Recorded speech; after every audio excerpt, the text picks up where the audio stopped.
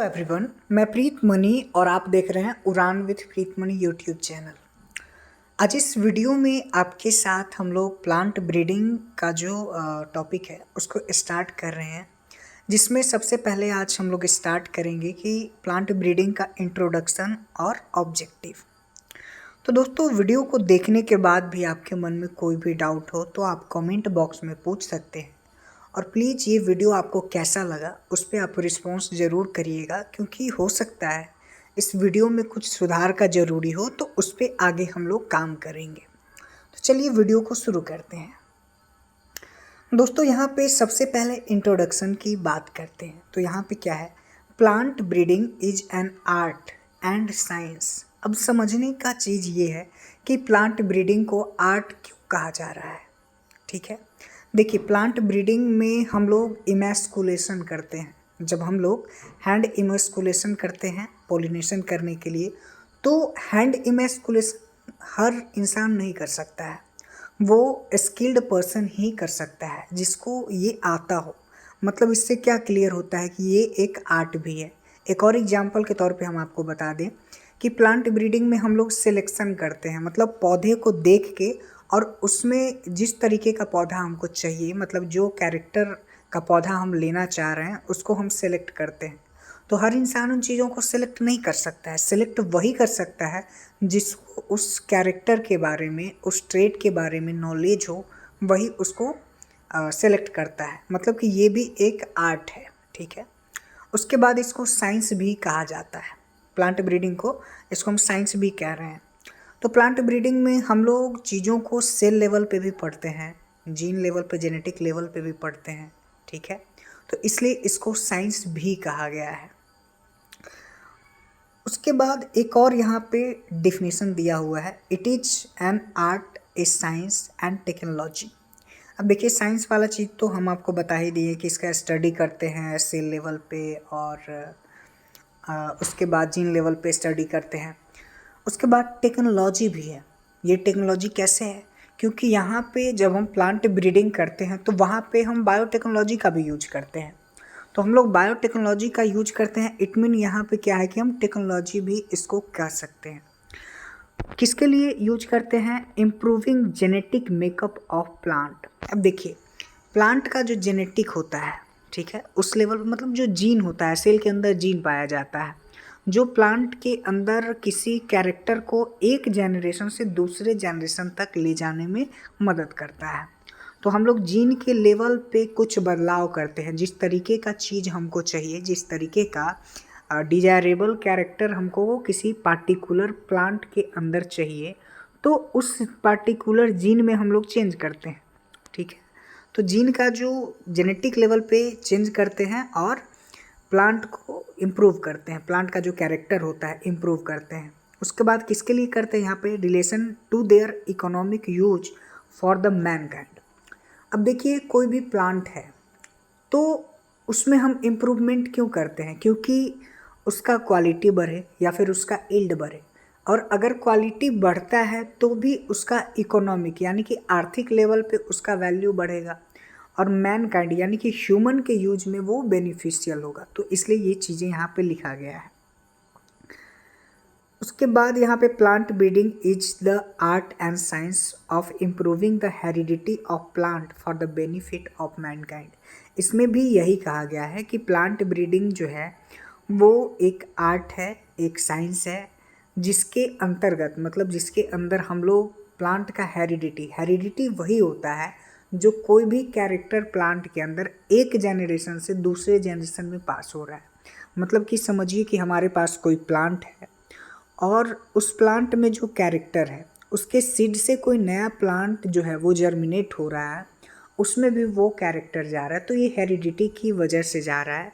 तो उस हेरिडिटी के अंदर हम इम्प्रूव कर रहे हैं। ठीक है, जैसे एग्जाम्पल के तौर पे आप देखिए, हमारे पास कोई प्लांट है जो 10 केजी प्रति हेक्टेयर की दर से यील्ड दे रहा है, और हम उसके जेनेटिक लेवल पे उसमें कुछ इम्प्रूव किए, कुछ बदलाव किए, और उसके बाद क्या है, अगला जो हेरिडिटी होगा, मतलब कि अगले जनरेशन में जो ट्रेट जाएगा उसमें यील्ड जो है हमारा इम्प्रूव हो जाएगा। वो 15 केजी हो सकता है, कुछ भी हो सकता है।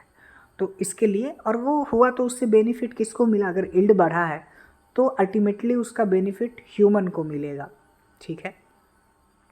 तो ये प्लांट ब्रीडिंग का जो है डिफिनीशन है।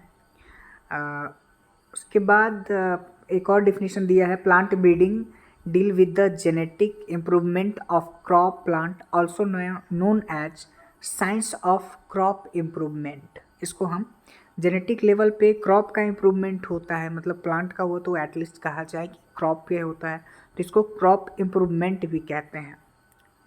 उसके बाद इसके अंदर हम लोग प्लांट के हेरिडिटी को चेंज करते हैं, जो मैंने आपको पहले बता दिया। अब सवाल ये आता है कि प्लांट ब्रीडिंग जो हम करते हैं वो क्यों करते हैं? किसी भी काम को हम करते हैं तो हमारा कुछ मकसद होता है। जैसे कि हम लोग पढ़ रहे हैं तो हमारा लक्ष्य क्या होता है? सबसे पहला हमारा लक्ष्य यही आ जाता है कि हमको जॉब चाहिए, हमको कैरियर में एक सेटल होना चाहिए, हमको इकोनॉमिक स्टेबिलिटी होनी चाहिए। इसके लिए हम लोग पढ़ते हैं। फिर आता है कि नहीं, इस फील्ड में हम बहुत अच्छा कर रहे हैं, हमारा बहुत अच्छा नाम हो, ये हमारा ऑब्जेक्टिव होता है, हमारा मकसद होता है। उसी तरीके से हम लोग प्लांट ब्रीडिंग करते हैं तो उसका भी कुछ न कुछ मकसद होता है। तो प्लांट ब्रीडिंग का क्या मकसद है, इस पे हम बात करते हैं। क्यों हम लोग प्लांट ब्रीडिंग करते हैं? It is aim to improve the characteristic features of the crop to obtain higher yield and other desirable agronomical trait to obtain desirable economic status। इसका मतलब ये है कि हम लोग प्लांट ब्रीडिंग जो है वो इसलिए करते हैं कि किसी पार्टिकुलर क्रॉप का, किसी पार्टिकुलर प्लांट का जो कैरेक्टर है उसको इम्प्रूव कर सके और उसका यील्ड बढ़ा सके। और इकोनॉमिकल लेवल पे अगर यील्ड बढ़ता है तो इकोनॉमिकल लेवल पे वो डिजायरेबल होगा, वो हमारे लिए बेनिफिट होगा, ठीक है। मतलब कि आप समझिए कि हमारे पास कोई प्लांट है और उसमें हम लोग प्लांट ब्रीडिंग कर रहे हैं तो उसका यील्ड बढ़ रहा है।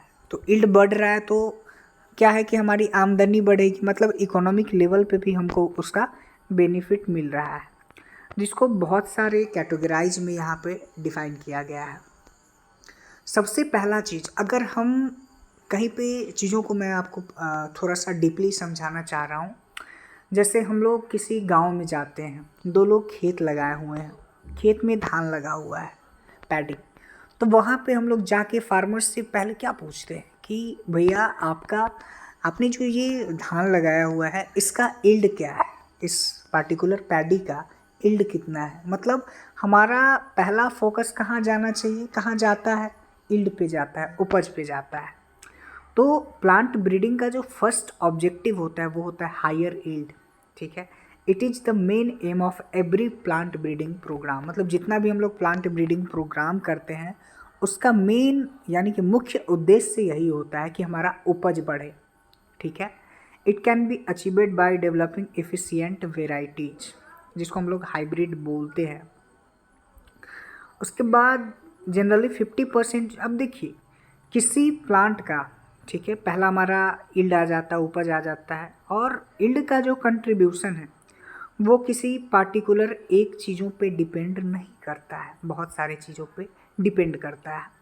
अगर समझिए कि हमारे पास, यहाँ पे मैं पढ़ के आपको समझाता हूँ, generally 50% yield contribution in the yield by varieties itself, 30% by agronomic practices, 10% by plant protection and remaining 10% by skill of farmer.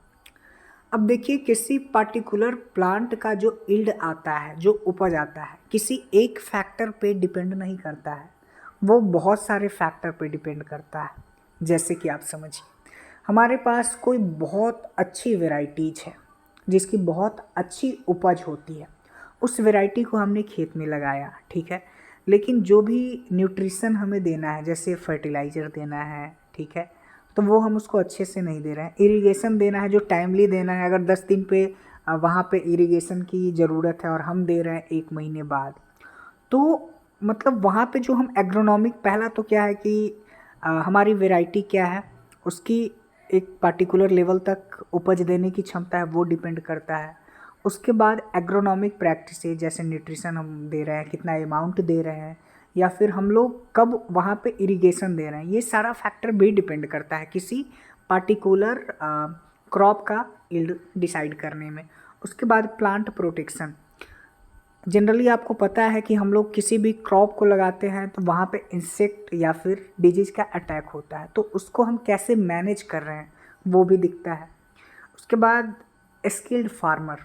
अब हमारा उपज बहुत अच्छे तरीके से हो गया और चीज़ों को हम अच्छे तरीके से उसको संरक्षित नहीं कर पा रहे हैं, ठीक है, तो वहाँ पे भी आपका यील्ड जो है वो अफेक्ट होता है। तो बहुत यहाँ पे प्लांट ब्रीडिंग का 50% ही रोल होता है।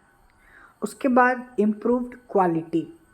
हम लोग किसी प्लांट ब्रीडिंग को कर रहे हैं तो हम पहला तो यील्ड हम देखते हैं कितना उपज आ रहा है, दूसरा हम लोग देखते हैं क्वालिटी क्या है। जैसे आप समझिए कि कोई ऐसी वैरायटी है जो बहुत अच्छी यील्ड दे रही है, उसके बाद हमारा ध्यान जाता है कि इसकी क्वालिटी थोड़ी सी अच्छी हो जाए तो ये बेस्ट रहेगा। मतलब क्वालिटी भी यहाँ एक मायने रखता है। और क्वालिटी जो है वो जितने भी प्लांट हैं, जितने भी क्रॉप्स हैं, उनके लिए अलग अलग होता है। जैसे कि अगर हम बात करें तो राइस होता है, तो राइस में हम लोग क्या देखते हैं कि ग्रेन का साइज क्या क्या है, इन सब चीज़ों को देखते हैं कि साइज कितना है, पतला दाना है, मोटा दाना है, इस तरीके से देखते हैं। तो क्रॉप टू क्रॉप जो है वो क्वालिटी डिफ़र करता है और क्वालिटी के लिए भी हम लोग ब्रीडिंग प्रोग्राम्स करते हैं। उसके बाद देखिए कोई ऐसी वैरायटी हमारे पास है जिसकी उपज बहुत अच्छी है, क्वालिटी भी बहुत अच्छी है, लेकिन जब हम उसको फील्ड में लगाते हैं तो उस पर इंसेक्ट और पेस्ट का अटैक जो है वो बहुत ज़्यादा हो जाता है, जिसके कारण जो हमारा उपज है वो जितना आना चाहिए, जो अगर हम उसको किसी प्रोटेक्टेड कल्टीवेशन के तौर पर कर रहे हैं तो उसका उपज 80 केजी आ रहा है, लेकिन हम फील्ड में लगा दिए हैं फील्ड कंडीशन में, तो वहाँ उसका उपज सीधे 20 केजी पे आ गया। मतलब वहाँ पे डिजीज और इंसेक्ट का अटैक जो है वो यील्ड को बहुत ज़्यादा अफेक्ट कर रहा है। तो एक समय के बाद क्या होता है, जब हमारे पास क्वालिटी भी हो, यील्ड भी हो, तब वहाँ पे इंसेक्ट पेस्ट का अटैक भी अगर आता है तो उसके लिए भी हम ब्रीडिंग प्रोग्राम करते हैं कि हम एक ऐसा रेसिस्टेंट, देखिए resistant variety are cheapest convenient and environmentally safe method for disease and insect management. It is essential for mankind to develop disease and insect resistance varieties because there are many example। देखिए चीज़ों को आप समझिए पहले, देखिए हमारा insect और disease का बहुत ज़्यादा अटैक होता है। इंसेक्ट और डिजीज का बहुत ज़्यादा अटैक हो रहा है तो हमारा यील्ड अफेक्ट हो ही रहा है। वहाँ पे हम बहुत ज़्यादा इंसेक्टिसाइड का अप्लाई कर रहे हैं। अगर हम इंसेक्टिसाइड का अप्लाई कर रहे हैं तो इन्वायरमेंट पे भी उसका बैड इम्पैक्ट पड़ रहा है, इन्वायरमेंट में भी पॉल्यूशन हो रहा है, हमारे सॉइल पे भी पॉल्यूशन हो रहा है, प्लांट पे भी जो हम लोग इंसेक्टिसाइड अप्लाई कर रहे हैं उसका रेसिडुअल इफेक्ट वहाँ पे पड़ रहा है। रेसिडुअल इफेक्ट वहाँ पे पड़ रहा है तो उस ग्रेन को हम खा रहे हैं, ग्रेन को हमने खाया तो वो जो रेसिडुअल इफेक्ट है वो हमारे बॉडी में भी आ रहा है, हमारे हेल्थ को भी इफेक्ट कर रहा है। तो अल्टीमेटली देखा जाए कि प्लांट का रेजिस्टेंस होना किसी पार्टिकुलर इंसेक्ट के लिए भी बहुत ये मायने करता है। तो हम लोग जेनेटिक लेवल पे कुछ चेंज करते हैं, ठीक है। जेनेटिक लेवल पे चेंज करने के बाद हम लोग ऐसा वैरायटी डेवलप करते हैं जिससे होता क्या है कि जो प्लांट है उस पर किसी पार्टिकुलर इंसेक्ट का अफेक्ट जो है वो कम दिखता है। जैसे कि अगर एग्जांपल की बात करें तो बीटी कॉटन पे पहले जो है वो बॉल वॉर्म का बहुत ज़्यादा अफेक्ट होता था, लेकिन हम लोगों ने जो नॉर्मल कॉटन था उस पर, लेकिन बीटी कॉटन जब से डेवलप हुआ उस टाइम से क्या है कि वो एक रेजिस्टेंस वेराइटी हो गया। किसके अगेंस्ट? बॉल वॉर्म के अगेंस्ट। तो हमने एक रेजिस्टेंस वेराइटी डेवलप किया, ठीक है। तो ये इसलिए हम लोग एक डेवलप करते हैं जिसका बहुत सारा एग्जाम्पल दिया हुआ है, मैं वीडियो को रोक के आप इसको नोट कर सकते हैं। अब देखिए कभी कभी क्या होता है, एक क्या है कि change in maturity duration. Early maturating crop variety are suitable for different dates of planting and permit a new crop in crop rotation. अब देखिए होता क्या है, हम लोग किसी एक साल में जो हम लोग बहुत सारे क्रॉप को अपने फील्ड से, अपने प्लॉट से लेते हैं, जैसे धान ले लिए, गेहूँ ले लिए, ठीक है। इस बीच में और भी हम कोई क्रॉप को ले सकते हैं। तो होता क्या है कि बहुत सारे ऐसे क्रॉप होते हैं जिसका ड्यूरेशन जो होता है वो बहुत ज़्यादा होता है। अब बहुत ज़्यादा ड्यूरेशन होने के कारण क्या होता है, उसके अगले नेक्स्ट सीजन में, अगले टाइम में जो हम ये किसी अगले सीजन में नेक्स्ट सीजन में अगर हम किसी पार्टिकुलर क्रॉप को लगा रहे हैं तो वहाँ पे क्या होता है कि उसका सोइंग टाइम जो होता है वो डिले हो जाता है। अब सोइंग टाइम डिले हो गया तो ये भी एक प्रॉब्लम है। अल्टीमेटली क्रॉप का यील्ड जो है कहीं ना कहीं अफेक्ट हो जाता है या फिर बहुत लेवल पे इसका बैड इफेक्ट दिखता है। तो हमारा जो क्रॉप का ड्यूरेशन जो है उसको भी मैनेज करना एक बहुत बड़ी रिस्पॉन्सिबिलिटी होती है ब्रीडर के ऊपर। तो इसके लिए ब्रीडर क्या करते हैं, एक ऐसा वैरायटी डेवलप करते हैं, ऐसे वैरायटी बनाने के प्रति जोर देते हैं जिसका टाइमिंग जो है वो कम हो और टाइमिंग सही हो, जिसके कारण आगे भी किसी क्रॉप को हमको लगाने में सही हो पाए। तो इसलिए ऐसा वैरायटी डेवलप किया जाता है जो कि अर्ली मैच्योरिटी हो, मतलब कम समय में उसका जो अपना पूरा लाइफ साइकिल है वो कंप्लीट हो जाता है, ताकि आगे भी हम किसी नए फसल को लगा सके उसी पार्टिकुलर फील्ड में। इसलिए हम लोग मैच्योरिटी ड्यूरेशन में भी चेंज करने के लिए ब्रीडिंग प्रोग्राम करके किसी पार्टिकुलर वैरायटी को डेवलप करते हैं।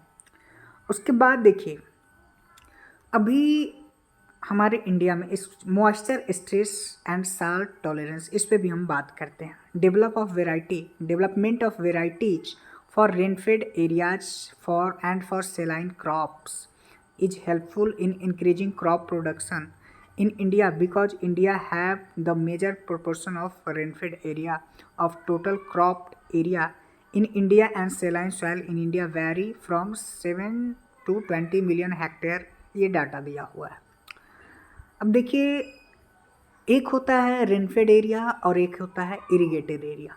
अब रेनफेड एरिया क्या होता है, जहाँ पे आपका फसल जो है वो वर्षा पे आधारित है, मतलब कि वर्षा हुआ तो आपका फसल होगा, वर्षा नहीं हुआ तो आपका फसल जो है वो स्ट्रेस में चला जाएगा। मतलब कि वर्षा के द्वारा फसल को पानी मिला तो वो फसल अपना जीवन चक्र जो है उसको अच्छे तरीके से कंप्लीट कर पाएगा, और जो उसका जेनेटिक एबिलिटी है उपज देने की, जितना उसका जो क्षमता है उपज देने का उतना उपज दे पाएगा।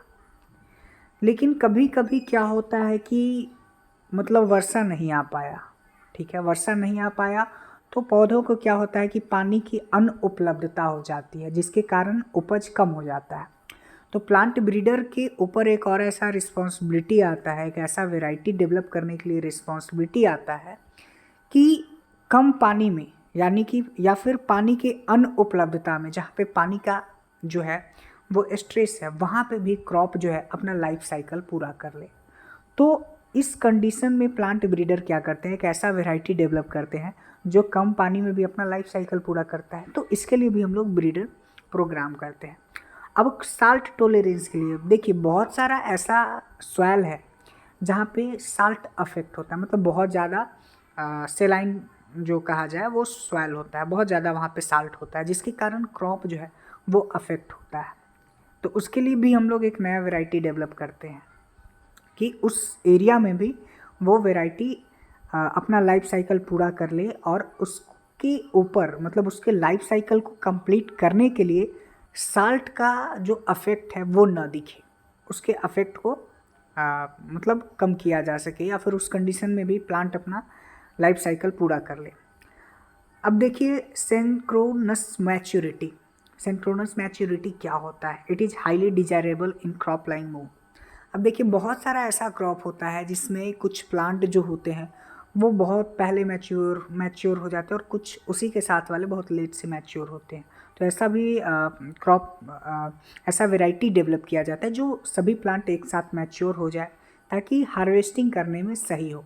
ऐसे आप पार्टिकुलर क्रॉप को एक एक करके आप कितने दिनों में हार्वेस्ट करेंगे, कुछ हो जाएगा आपका नीचे वो मतलब पोड सेटरिंग हो जाएगा, और कुछ जो है वो आपका मैच्योर भी नहीं होगा। तो इस कंडीशन के लिए ये किया गया है। अब देखिए, एलिमिनेशन ऑफ टॉक्सिक सब्सटेंस।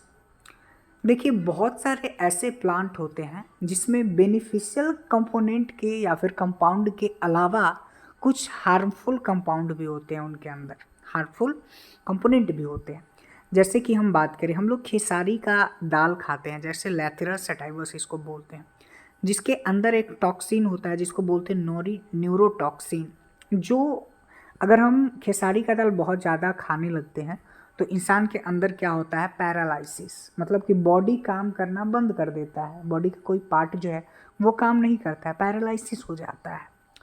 तो इस तरीके के टॉक्सिक के इफ़ेक्ट को कम करने के लिए या फिर उस टॉक्सिक को हटाने के लिए भी हम लोग वैरायटी डेवलप करते हैं, क्योंकि अगर उसको इंसान खाएगा तो उसका बॉडी पे इफेक्ट पड़ेगा, मतलब कि इकोनॉमिकल लेवल पे या फिर हेल्थ लेवल पे भी उसका कोई बेनिफिट नहीं है, लोग नहीं उसको खरीदेगा, नहीं खाएगा। तो इसलिए ऐसा वैरायटी भी डेवलप किया जाता है जिसमें सारा कैरेक्टर सेम हो, खाने में भी सेम हो, हर चीज़ सेम हो, लेकिन वो टॉक्सिसिटी जो है जिसके कारण पैरालाइसिस होता है या फिर कोई भी मतलब ह्यूमन हेल्थ पे या फिर किसी भी चीज़ पे उसका बैड इम्पैक्ट पड़ता है, तो उस चीज़ को हटाया जाता है और एक वैरायटी जो है वो डेवलप किया जाता है। उसके बाद वैराइटीज फॉर न्यू सीजन। अब देखिए, जैसे मेज है, जैसे मक्का की बात की जाए तो मक्का क्या है, मेज खरीफ में ग्रो किया जाता है ट्रेडिशनली, लेकिन साइंटिस्ट क्या करते हैं, वो ट्राई करते हैं कि कुछ जेनेटिक लेवल पे कुछ चेंज करके हम मक्का को रबी में भी ग्रो करें और जायद में भी ग्रो करें, जो डिफरेंट एरियाज में इस तरीके का कर सकते हैं। तो किसी पर्टिकुलर क्रॉप को हम एक से ज़्यादा सीजन में ग्रो करने के लिए भी ब्रीडिंग प्रोग्राम करते हैं। एक से ज़्यादा सीजन में हम ग्रो करेंगे तो हमारे पास जो प्रोडक्शन है वो बहुत ज़्यादा हो पाएगा। हम अलग अलग सीजन में उसको ग्रो करेंगे तो अल्टीमेटली हमारे पास उस चीज़ का, उस क्रॉप का, उस पर्टिकुलर प्लांट के द्वारा हमको बहुत ज़्यादा यील्ड मिलेगा। ठीक है, उस क्रॉप का अल्टीमेटली कहा जाए कि क्रॉप का यील्ड हमारे पास प्रोडक्शन जो है वो बहुत ज़्यादा होगा। तो इसके लिए भी हम लोग ब्रीडिंग प्रोग्राम करते हैं। तो उम्मीद करते हैं ये वीडियो आपके लिए हेल्पफुल हो। ये वीडियो कैसा लगा और हमारे समझाने का तरीका आपको कैसा लगा, इस पर प्लीज़ आपसे रिक्वेस्ट है कि आप कमेंट करके ज़रूर बताइएगा। आप हमें इंस्टाग्राम पे भी फॉलो कर सकते हैं। इंस्टाग्राम का लिंक जो है वीडियो के नीचे डिस्क्रिप्शन में दिया हुआ है। धन्यवाद, थैंक्स फॉर वॉचिंग।